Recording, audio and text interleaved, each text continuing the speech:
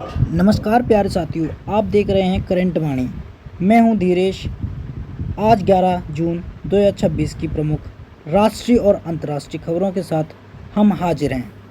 ये सभी खबरें UPSC, SSC, railway, police, banking और अन्य प्रतियोगी परीक्षाओं के लिए अत्यंत महत्वपूर्ण है। आइए जानते हैं आज की पहली बड़ी खबर।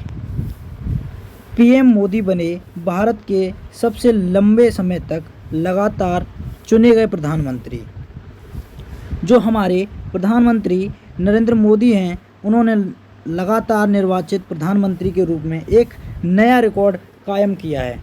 उन्होंने पंडित जवाहरलाल नेहरू का रिकॉर्ड पीछे छोड़ दिया है। ठीक है। साथ ही केंद्र सरकार के नेतृत्व में 12 वर्ष पूरे होने पर कई उपलब्धियां को भी रेखांकित किया गया है।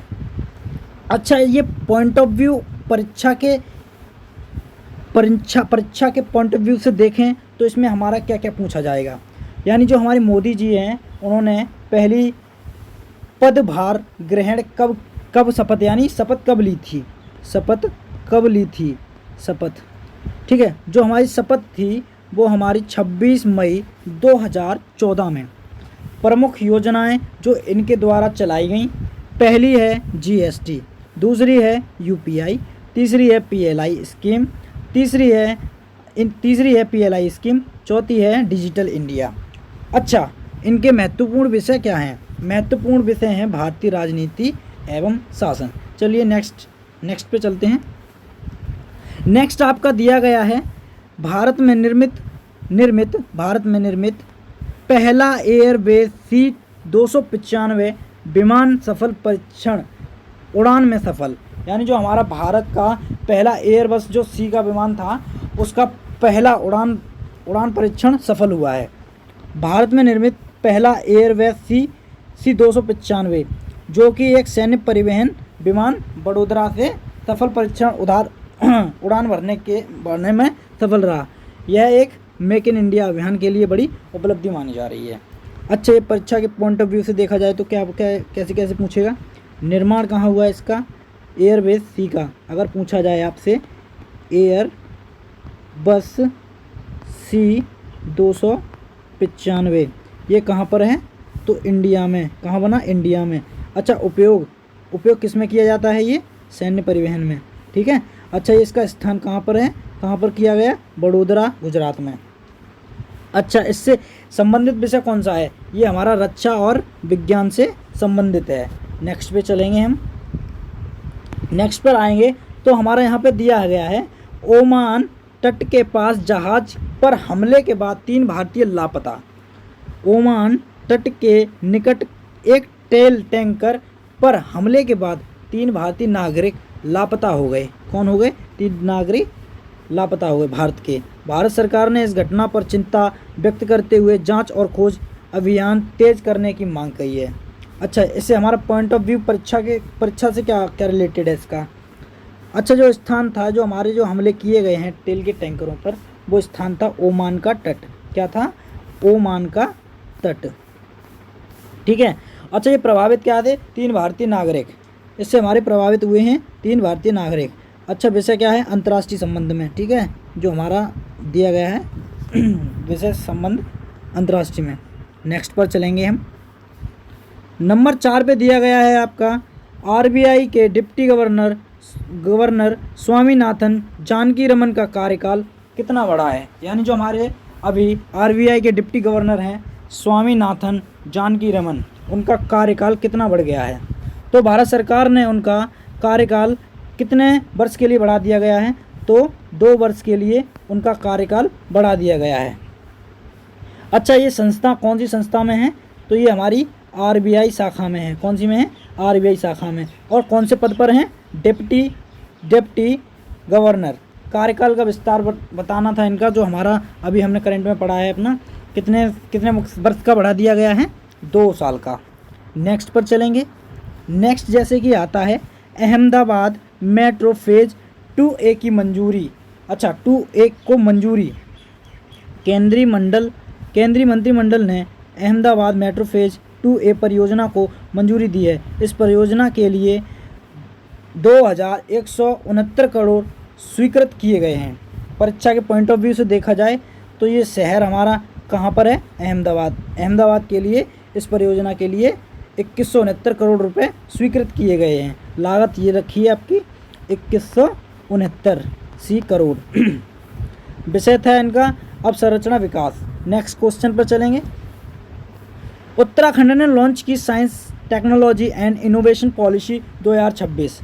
जो हमारा उत्तराखंड है उसने एक साइंस टेक्नोलॉजी इनोवेशन पॉलिसी का लॉन्च यानी लॉन्च कुछ भी कह सकते हैं, लॉन्च किया है।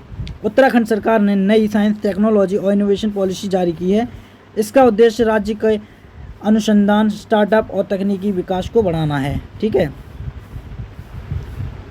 नेक्स्ट पर चलेंगे।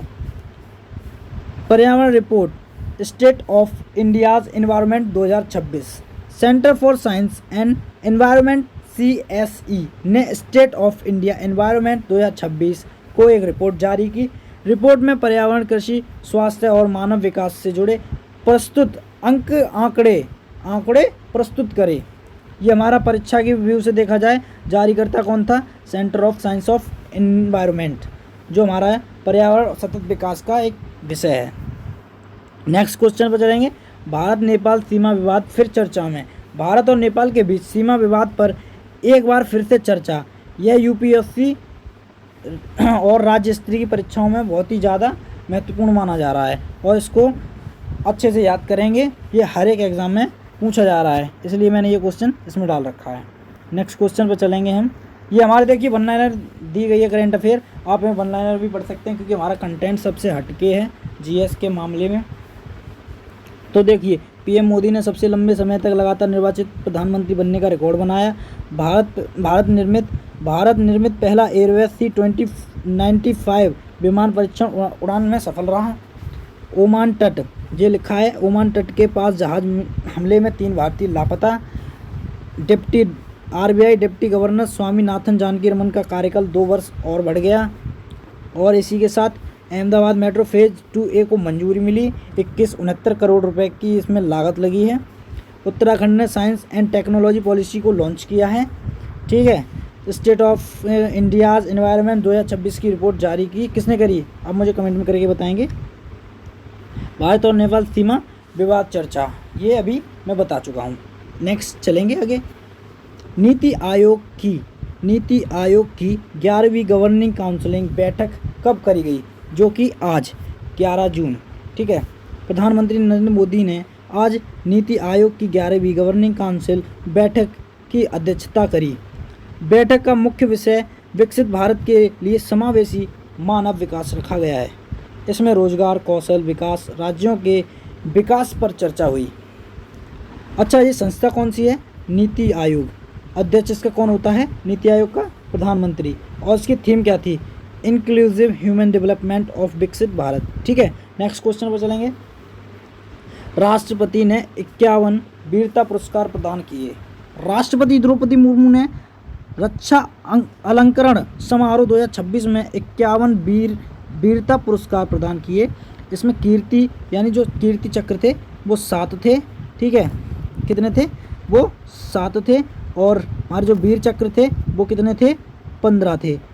वीर चक्र 15 और हमारे शौर्य चक्र कितने थे? 29। नेक्स्ट क्वेश्चन पर चलेंगे। भारत ने विश्व योगासन चैंपियनशिप में 114 पदक जीते। भारत ने अहमदाबाद में आयोजित विश्व योगासन चैंपियनशिप में कुल 114 पदक जीते और इसमें फर्स्ट स्थान प्राप्त किया है। किसने? भारत ने। और ये आयोजन कहाँ हुआ था? हमारा योगासन चैंपियनशिप कहाँ हुई थी? अहमदाबाद में। कुल पदक भारत के पास 114 और ये विषय था हमारा खेल और योग से। नेक्स्ट पर चलेंगे। आर प्रज्ञानंद ने नॉर्वे शतरंज खिताब जीता। भारतीय ग्रैंड मास्टर आर प्रज्ञानंद ने प्रतिष्ठित नॉर्वे शतरंज टूर्नामेंट जीतकर इतिहास रच दिया। यह खिताब जीतने वाले पहले भारतीय खिलाड़ी बने हैं। अच्छा, ये बताइए इनके विपक्ष में कौन खेल रहा था? ठीक है, ये मुझे आप कमेंट करके बताइए। ठीक है, नेक्स्ट चलेंगे। पद्म पुरस्कार 2026 वर्ष 2026 के लिए कुल 131 पद्म पुरस्कार स्वीकृत किए गए हैं। कितने? 131 पद्म किए गए हैं, जिनमें 5 पद्म विभूषण हैं और 113 पद्मश्री हैं। कुल पुरस्कार हमारे भारत के पास कुल पुरस्कार मतलब कितने हैं? 131 और पद्म विभूषण 5 हैं, पद्म भूषण 13 और Padma Shri 113। Next question, Zojila tunnel परियोजना ऐतिहासिक सफलता। लद्दाख को साल भर सड़क संपर्क देने वाली 14 किलोमीटर लंबी जोजिला टनल परियोजना में बड़ी सफलता मिली है। यह टनल जम्मू कश्मीर और लद्दाख के बीच यात्रा को लगभग 2 घंटे से घटाकर 30 मिनट कर देगी। परीक्षा के पॉइंट ऑफ व्यू से देखा जाए तो ये पूछ सकता है, जो जोजिला टनल परियोजना है और लद्दाख से कितनी किलोमीटर की संपर्क देता है, यानी कितनी सड़क संपर्क देती है, तो ये 14 किलोमीटर। और किसको जोड़ता है? जम्मू एंड कश्मीर को।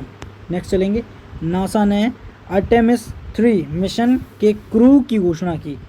अच्छा, नासा ने आर्टेमिस 3 मिशन के लिए 4 अंतरिक्ष यात्रियों के दल की घोषणा की है। यह मिशन भविष्य में मानव को पुनः चंद्रमा पर उतारने की तैयारी का महत्वपूर्ण चरण माना जा रहा है।